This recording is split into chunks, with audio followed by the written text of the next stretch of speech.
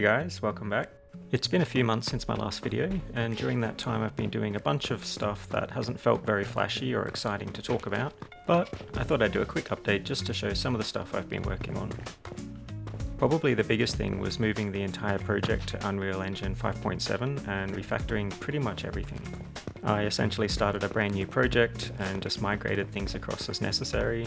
The old project had sort of just grown over the years and become a bit messy with lots of spaghetti code as I added new things, learned things, broke things, added more things, and it was just a bit chaotic, so it's been a much needed spring clean. I also spent quite a bit of time reworking the world gen and my biomes, so I can now texture all the different surfaces in the biomes independently, from the main surface to the cliffs, the shorelines, the underwater textures. They're all very easy to change now. I've also applied LODs to the world, so we don't have to render the entire 10 by 10 kilometer map anymore. That was perhaps one of the biggest performance boosts we got. I also spent a lot of time chasing down the hitching that we used to see from generating the trees and grass with PCG. Previously, the PCG generation would cause sort of noticeable hitching, particularly when it was generating the heavy forests. Basically, I just split the trees and grass into different graphs, adjusted some of the density logic, and just made it a little bit more predictable. I've also changed how we handle the different surfaces in every biome. Previously, sand was just sand. It didn't really matter where it showed up, whether it was along the lowland shoreline or right in the middle of the desert. It was essentially treated as the same surface everywhere. But now I've reworked the surface blending system so each biome can have its own version of sand. So a sandy shoreline in the lowlands can look and behave a bit differently to a shoreline near the forest, and the desert sand is now its own distinct surface entirely. The big win here is just making it easier to sample these in PCG and place more biome-specific foliage and objects. Whilst doing that PCG work, I also did another pass on some of the interactable PCG elements. Trees now have a small wobble to them and give off a little bit of debris when hit, and I've created chopped meshes for them so that when they have been chopped down there's just a stump left behind. Weather and to a degree biomes now have a much more noticeable impact on the player. Previously, weather was pretty much just visual, kind of helped set the mood, but it didn't really change how you played.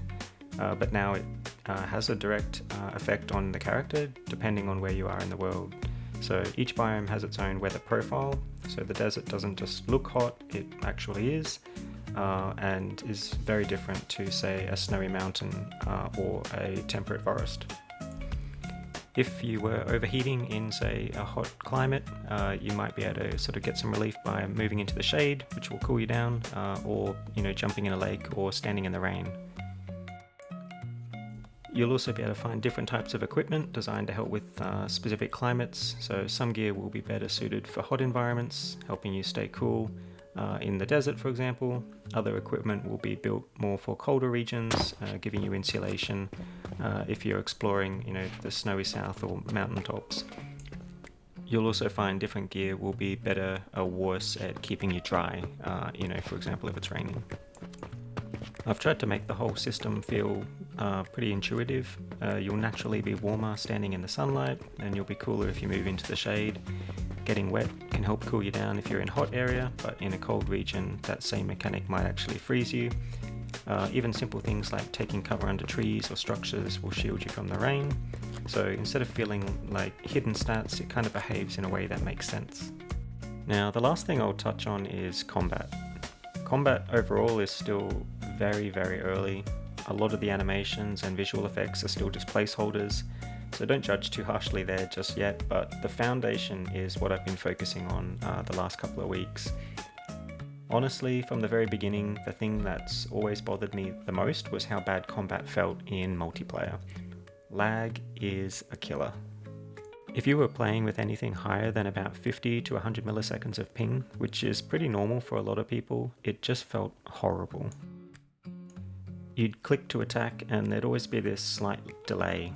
It didn't feel responsive, it didn't feel tight, and in combat, even that tiny delay just makes everything feel really off. I've probably been putting this off for years, but I really wanted to implement local client prediction. Basically what this does is it lets your actions feel instant to the player. When you click your mouse button, your character will react and attack immediately. Visually, everything's going to look and feel responsive, and there's no obvious delays between input and animation. Behind the scenes though, we're still doing all the important stuff on the server, so hit detection, damage calculation, health updates. We still maintain authority on the server, just to help minimize the chance of clients cheating. But the key difference now is that lag doesn't degrade the experience like it used to. Even at a higher ping, combat still feels responsive and playable. There's still a lot to improve, better animations, impact effects, and just general polish. But the core feel, particularly for multiplayer, is finally starting to head in the right direction. Over the coming months, one of my main focuses will be refining the combat. That'll mean bringing in proper combat animations and better hit effects, really trying to dial in the feel.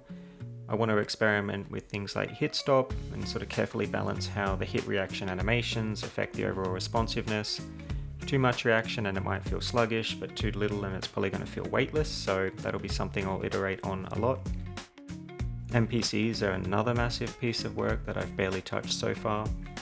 Right now I've only really built the NPC spawning system. Those are placed using PCG, so I can at least control biome and area specific spawns, so it's a good foundation. But I still need to define the different types of NPCs that I'm going to have, their behaviors, how they interact with each other and the player, and I guess how they work with combat as well.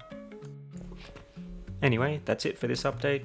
Like I said, a lot of this has been sort of boring behind the scenes work, not super flashy, but I think it's really important for where the project was heading.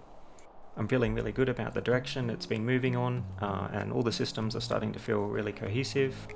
As always, thanks for sticking around and following the journey. I really appreciate it. I'll see you in the next one.